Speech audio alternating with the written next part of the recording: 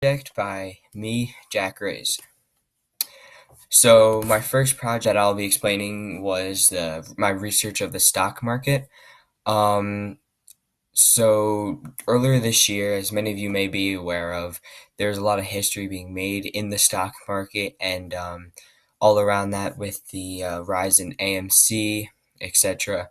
I saw what was going on. I saw the headlines, my friends were talking about it, but I didn't really understand what was happening. I was super intrigued by it. I was really interested, wanted to know what was happening, how I could get involved in it potentially. So that was where my project idea stemmed from. Um, but at the time, I already had a project idea for Humanities, so I wasn't really sure if I should take it on or not.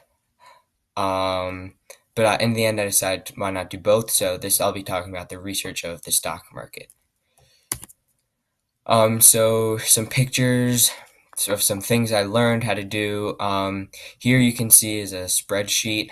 This is how you kind of organize your portfolio, or it's a tactic or a way that you can. I found this to be super helpful when I was doing the practice ones that I found on the internet, or just in general for the ones that I'm doing right now. Here is some research and some takeaways from a book that I read. When I started doing this, there was a book called Market Wizards. Um, it had like interviews of very prominent people in the stock market who have benefited from it, made a lot of money in it. And it's kind of interviews with them, insight from them. I found it very helpful for my research and understanding of the stock market. Um, Here you can see this is my portfolio. One of the most important things that I learned was diversification. So as you hear, there's domestic, foreign, bonds, unknown, other, short term. So here you can kind of see like a pie chart of it. Um, yes, this is kind of more research here. Like I was talking about some things I learned, like bear market versus bull market, stuff like that. Another aspect of this project was a Discord. I became very involved in this Discord. As you can see here, there's some stock news. There's watch lists for what stocks to hit, and then price targets of those stocks. So I was in charge of updating the watch list at sometimes, stock news. So I was actually a big part of this, and I actually use it when I'm investing now because it's super helpful. It's a community of people that are very helpful explaining what to do, how to do it. So that helped me get started. So I was talking about before the Market Wizard book, some things that I learned from it. The ones that I want to talk about the most, you can see it on the screen, but ones that I want to talk about the most was that I was able to find a habit of mind in there, um, which was adaptability. Um, so as you can kind of see right here, the quote from Tom Baldwin, who was one of the people I talked about before. Yes, you have to adapt. You need to change your method of buying and selling because the market is continually changing in subtle ways. I thought this was super interesting to hear because when I envisioned it, I thought that they had like a way that their grandfather's grandfather taught them how to invest, and they kind of use that method over and over again. But like he's saying, you always have to find a new method or new way of buying and selling.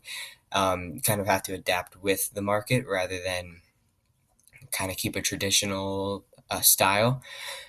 Another thing I found really important was to keep having faith in yourself. No matter if you make a bad decision, a good decision, you have to keep faith in yourself.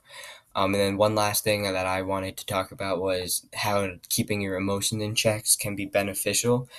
Um, don't allow your emotions um, to have a impact on your decision, whether it's in a negative or positive way, whether you just had a stock that performed poorly that you were invested into or one that performed very well, and you see that you don't want to let those good emotions or bad emotions influence you too much. Resort back to logic and what you knew based on research.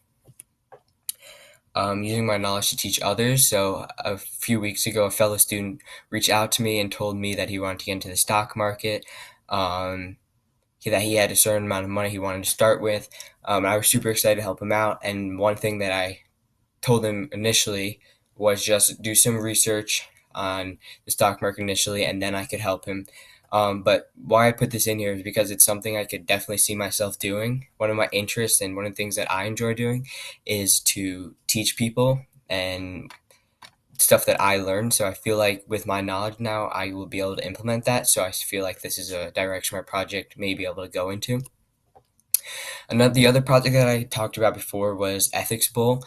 There were many clubs within the high school that piqued my interest. Some I even tried out, but no, none of them really resonated with me. None of them were really what I felt that I could invest my time into and have a meaningful impact on my life. So I researched, found this club, this bowl. Um, so yeah, something I'm super interested. I can explain that a little bit later.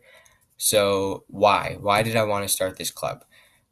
So when I started this, when I had the idea to start this club, I had to ask myself these questions I see on the screen. It's kind of like a basic information about the club, the purpose, the club members. So let me just explain a little about the club.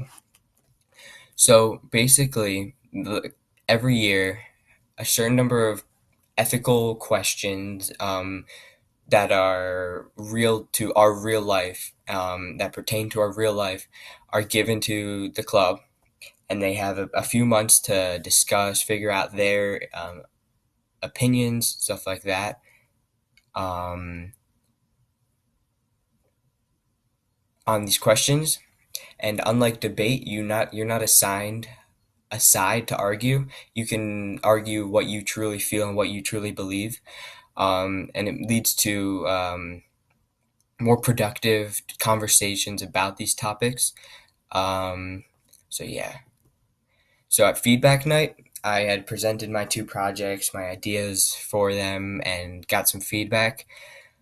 So on the Ethics Bowl Club, one suggestion was to create a Google form on Canvas, as you can see here, like an interest form, because this club is going to start next year.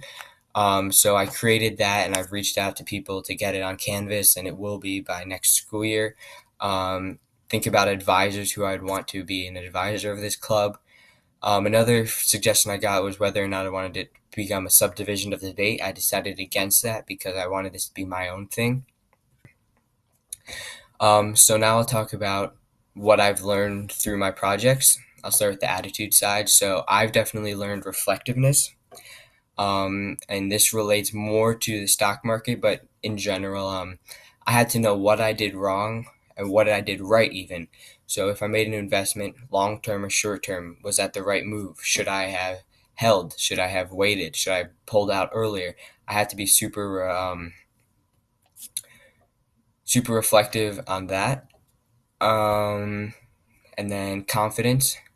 So in with the stock market, after doing research and when you're ready to invest, you have to be confident in yourself, that you are going to do a good enough job and that you are confident in your decisions.